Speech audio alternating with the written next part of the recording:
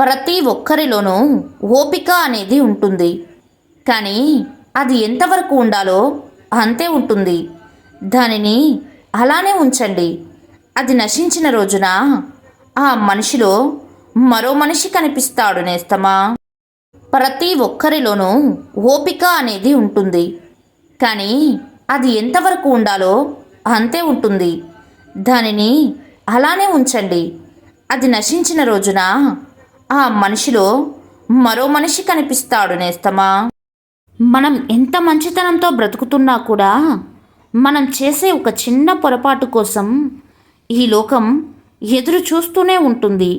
దానిని భూతద్దంలో చూపడానికి ప్రయత్నిస్తూనే ఉంటుంది. ఇదే ఈ లోకం నైజం నేస్తమా.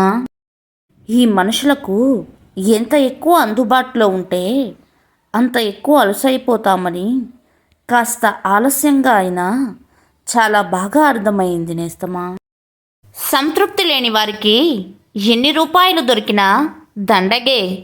సంతృప్తి ఉన్నవారికి 100 రూపాయలు సంపాదించిన పండగే. సంతృప్తిని మించిన సంపద ఏదీ లేదు నేస్తమా. ఎదుటివారి మనసు గాయపరచడం నీటిలో రాయి వేసినంత సులభం. కానీ ఆ రాయి ఎంత లోతు వరకు వెళ్తుందో వేసిన వారికి తెలియకపోవచ్చు నేస్తమా. ఈ ప్రపంచంలో ఎవరూ ఎవరికి మిత్రులు కారు, అలాగే శత్రువులు కూడా కారు.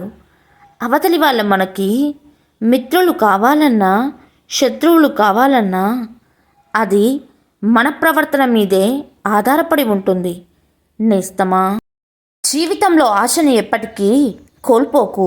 రేపు నీ కోసం ఏమి తెస్తుందో నీకు తెలియదు నేస్తమా.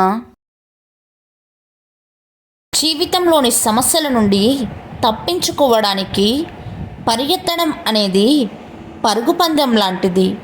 ఆ పందెంలో ఎప్పటికీ గెలవలేమో నేస్తమా.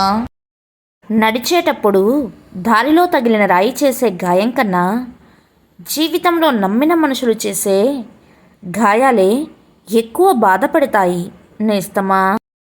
రేపటి జీవితానికి నమ్మకం లేదు. అందుకే ఈరోజు దొరికే ప్రతి చిన్న సంతోషాన్ని కూడా వదులుకోకు నేస్తమా. ఒకరి వల్ల మనం కార్చిన కన్నీరు, కలిగిన వేదన నిజమే అయితే కాలం ఖచ్చితంగా వారికి బుద్ధి చెబుతుంది. కాస్త ఓపిక పట్టాలి నేస్తమా.